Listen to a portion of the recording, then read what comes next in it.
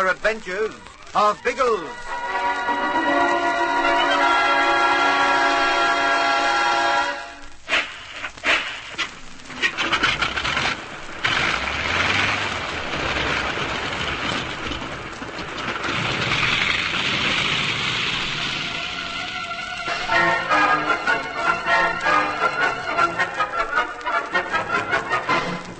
The first day on Inagua brings danger and excitement. With the afternoon almost past, Bertie is the only one who's experienced no thrills. Guarding the amphibian in Man-o-War Bay, he spent the day practicing on Harriet. Biggles and Tom Hammonds have found the Vega, narrowly escaped capture by von Stahlheim and Solotov, and are now on their way back to the plane.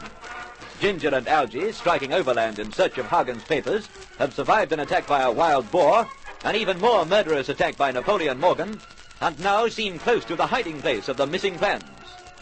It is a broken-down hut by the lagoon's edge. Under a pile of palm branches in the corner, they find freshly turned earth. At once, they start to dig. It all ties in. The flamingos, the lagoon, the hut near the edge, and now this earth. Keep digging, Ginge. I'm not making much headway. Never mind. Stick at it. I'm sure the papers are buried here. Our hands aren't much good for this, Algy. We need proper tools. We haven't got them. Our hands will have to do. Well, watch yourself. There's a lot of broken shell mixed with this earth. It's not going to stop me finding the papers. But the dirt's too hard. We'll never scoop it away like this. Get stuck into it again. We'll do it if we keep at it. Ooh, what is it? My hand. I gassed it on a shell. Have you got a handkerchief? You better wash it first, hadn't you? In a minute. Just wrap it up to stop the bleeding. All right, but don't you let it go septic. There. Thanks. Oh, confound it. You know, we're getting nowhere, Algy. We'll have to face it. And yet the papers are down there. They must be. But how are we going to dig them out? We'll carve our hands to pieces. All right, we'll find something else. We're not giving up. There are the palm fronds. Do you think they do? The spine's the only part that'll be any use. Try one.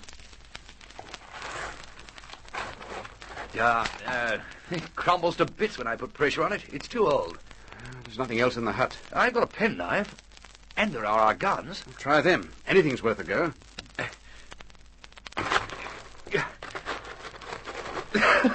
It's like digging the Suez Canal with a kid's wooden spade. See if your gun's any better. Oh, exactly the same. We need something bigger and sharper. Hey, Algy, and you need to wash that hand. It'll be poisoned if you're not careful. A shell. That might do it. What? There are broken shells in the earth. There must be more outside. Let's see if we can find some. After you've washed your hand.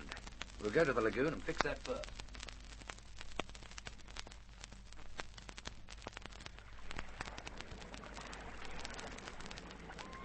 No need to drown me, Ginge. It's clean enough. I've started the bleeding again. Hang on, and I'll put the handkerchief around it. Oh, for Pete's sake, don't fuss. I want to get back to those papers. Plenty of time. Yes, that'll do you. Now, the shells. There must be shells about somewhere. Oh, we're out of luck, Algy. There's nothing here except that salty mud. But we saw them in the hut. They were mixed with the dirt. One good big shell. That's all we need. There are probably hundreds of them a couple of feet under the mud, but if you don't mind, I'll confine my digging to the hut. All right, a piece of wood. Now, where's there a decent tree? Have you seen a decent tree on the island yet? A piece of thorn bush would do. But even that doesn't go in this part. We'd have to walk a mile for it. Oh, there are those cactus bushes, if they appeal to you. They're no use.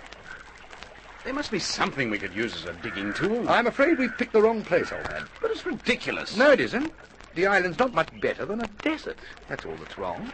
To find the sort of thing we want, we'll have to go back to the thorn bush. Too late for that. Do you realize it's after 5? Good grief, so it is. It'll be dark before we get back to the kite. And I'm not going back until I've found those papers. Come into the hut again. Something might strike us. I'm beginning to wonder if we aren't on the wrong track altogether. What do you mean? Well, I know the earth looked as if it had been dug, but we might have imagined it. Of course it's been dug. It looked like it on the surface, but it was darned heavy underneath. I think we're wrong, Algy. We're jumping to conclusions. We aren't the only ones. Have a squint at this. What? Footprints? Yes, clear footprints in the mud. And made not so long ago. Your pal Napoleon Morgan's been snooping around here. Those aren't Morgan's footprints. How do you know? They were his we saw on the beach. Narrow pointed shoes. These are broad and squat. Look. And whose are they? He's the only bloke we know of who came through here. There's Zolotov and von Stahlheim. Either of them could have made them.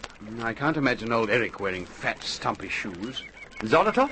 He's not the type either. Morgan didn't give any indication that his pals were nearby, did he? Not a mention of them. But that doesn't prove anything. Maybe not. But I still feel footprints were made by someone quite different. Someone we haven't bumped yet.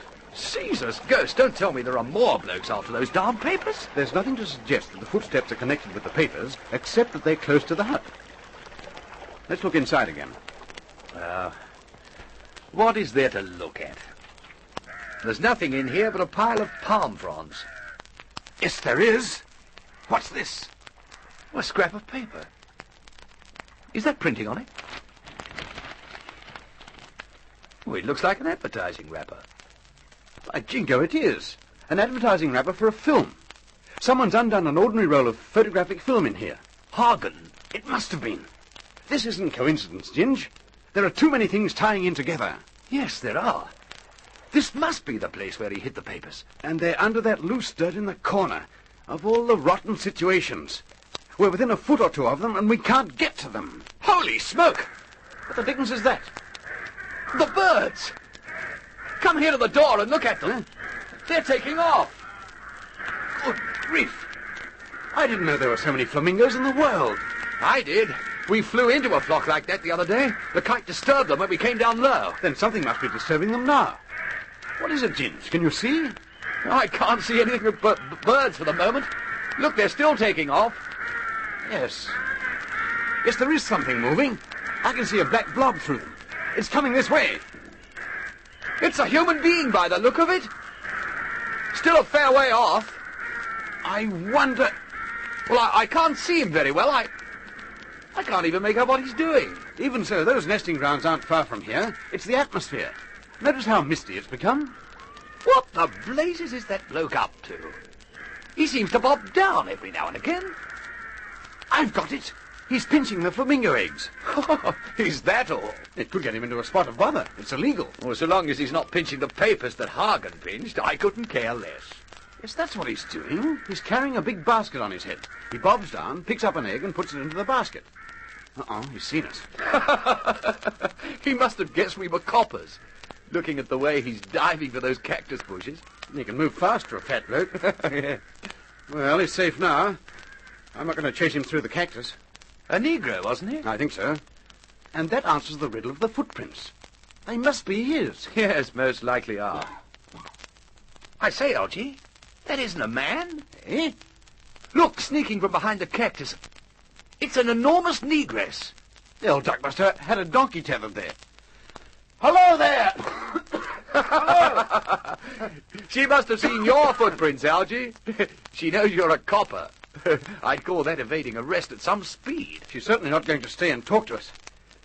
Oh, well, what she does is none of our business. Hello? What's up?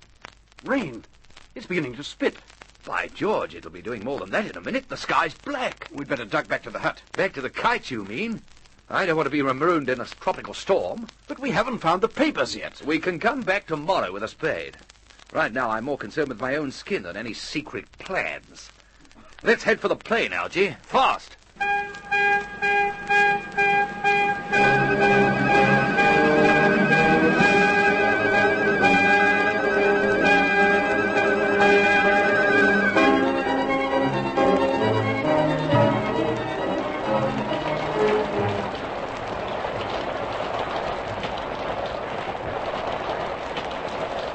How far from the plane do you reckon we are, Biggles? I can't tell how far we've come since the rain started, but I should think we've about another mile to go. Oh, that'll take us an hour. And there's the thorn bush to go through yet. What'll the storm be like in an hour? Ghastly. You can see how quickly it's building now. Then we'll have to make the kite in less than an hour. Get a move on, Tom. We must be aboard before the storm reaches its height.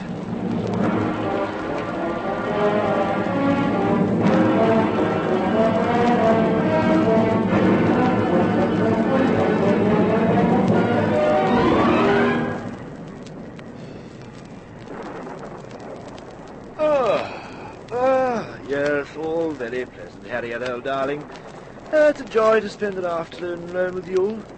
There's less crudity and harshness when those galoots aren't about. Sizzling sausages. It's raining. And blowing like billy-o. Oh, you are a cod, Harriet. Why did you make so much belly row? I said, I'd better have a look at this. I like the feel of the very kite. The anchor's dragging, I thought so. Baked potatoes. We'll be aground in a minute. Harriet, old dear, I hate to leave the boys in the wet, but if we stay here, they won't have a kite to come back to. We'll have to take off without them.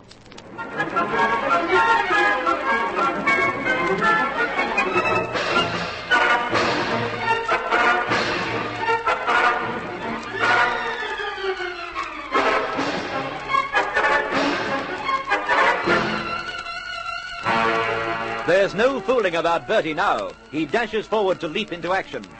Will his friends be safe marooned on the island? Are the missing documents really in the hut by the lagoon? Listen for exciting developments in the next chapter of The Air Adventures of Biggles.